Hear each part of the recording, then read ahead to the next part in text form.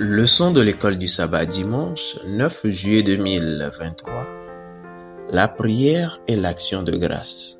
La prière et l'action de grâce. Motivés par la nouvelle que les croyants en Éphèse prospèrent dans la foi en Jésus et dans l'amour les uns envers les autres, des nouvelles partagées peut-être par Tychik, Ephésiens 6, le verset 21 et 22, Paul leur rapporte la manière dont il prie pour eux. Comparez les deux récits de prière de Paul dans Éphésiens.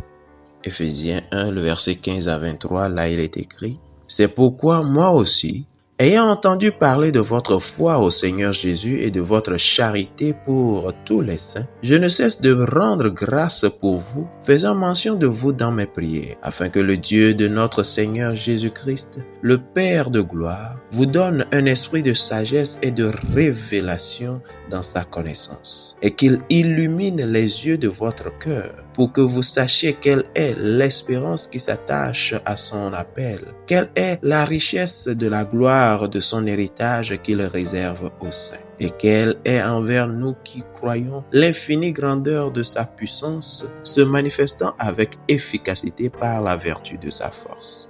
Il l'a déployé en Christ en le ressuscitant des morts et en le faisant asseoir à sa droite dans les lieux célestes, au-dessus de toute domination, de toute autorité, de toute puissance, de toute dignité et de tout nom qui se peut nommer, non seulement dans le siècle présent, mais encore dans le siècle à venir. Il a tout mis sous ses pieds et il l'a donné pour chef suprême à l'Église, qui est son corps, la plénitude de celui qui remplit tout en tous. Amen. Éphésiens chapitre 3, le verset 14 à 21, là il est écrit « À cause de cela, je fléchis les genoux devant le Père, duquel tire son nom toute famille dans les cieux et sur la terre, afin qu'il vous donne, selon la richesse de sa gloire, d'être puissamment fortifié par son esprit dans l'homme intérieur, en sorte que Christ habite dans vos cœurs par la foi, afin qu'étant enraciné et fondé dans l'amour, vous puissiez comprendre avec tous les saints quelle est la largeur, la longueur, la profondeur et la hauteur, et connaître l'amour de Christ qui surpasse toute connaissance, en sorte que vous soyez remplis jusqu'à toute la plénitude de Dieu. Or, à celui qui peut faire, par la puissance qui agit en nous, infiniment au-delà de tout ce que nous demandons ou pensons, à lui soit la gloire dans l'Église et en Jésus-Christ, dans toutes les générations, au siècle des siècles. Amen. Amen. Quel thème les deux récits partagent-ils? Parfois, nous prions dans un esprit de tristesse ou de défi pour un problème donné. Les récits de prière de Paul dans Éphésiens suggèrent que l'action de grâce devrait être le langage principal de la prière. Nous devons rassembler les bénédictions de Dieu et le remercier pour celles-ci, cherchant à apercevoir Dieu à l'œuvre dans des circonstances difficiles et à le louer pour sa présence transformatrice dans nos vies. En célébrant la grâce et la puissance de Jésus exalté, Éphésiens 1, le verset 20 à 23. Remercions-le d'avoir béni ceux qui font partie de notre cercle d'influence. Le secret de la prière transformatrice de Paul est le suivant.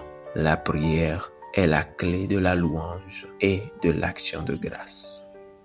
Paul avait aussi dit qu'il ne cesse de rendre grâce pour vous, faisant mention de vous dans ses prières. Éphésiens 1, le verset 16, voire aussi Philippiens 1, le verset 3 et 4, 1 Thessaloniciens 1, le verset 2 et 1 Thessaloniciens 5, le verset 16 à 18.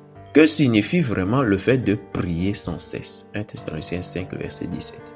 Cela ne peut pas signifier que nous soyons toujours agenouillés devant Dieu dans la prière. Cela voudrait dire que, bénis par l'Esprit de Dieu, nous avançons dans la vie avec des cœurs ouverts à la présence et à la puissance de Dieu, cherchant des indices pour lui rendre grâce. Cela implique une volonté à faire face aux questions de la vie en présence de Dieu, à rechercher les conseils divins alors que nous faisons l'expérience des rebondissements dont la vie vous fait part.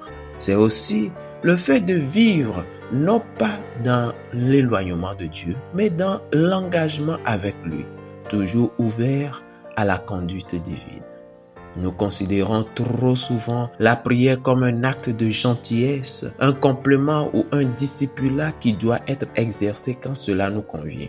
Paul illustre un point de vue différent. Paul prend au sérieux la tâche de prier pour les croyants à Éphèse, à la fois en rendant grâce pour eux, Éphésiens 1, le verset 16, comparé à Éphésiens 1, le verset 3 à 14, et en intercédant pour eux, Éphésiens 1, le verset 17 à 23, comparé à Éphésiens 3, le verset 14 à 21. Pour lui, la prière est une tâche centrale, voire même la tâche centrale de la foi chrétienne. Ces versets font un appel émouvant à la prière, une invitation pour chacun de nous à considérer son propre ministère de prière à la lumière du dévouement de Paul à celui-ci. Pourquoi est-il important de toujours remercier Dieu dans la prière pour les choses dont vous devez être reconnaissant? Fidèles auditeurs et internautes, que Dieu vous bénisse et qu'il vous garde. Amen.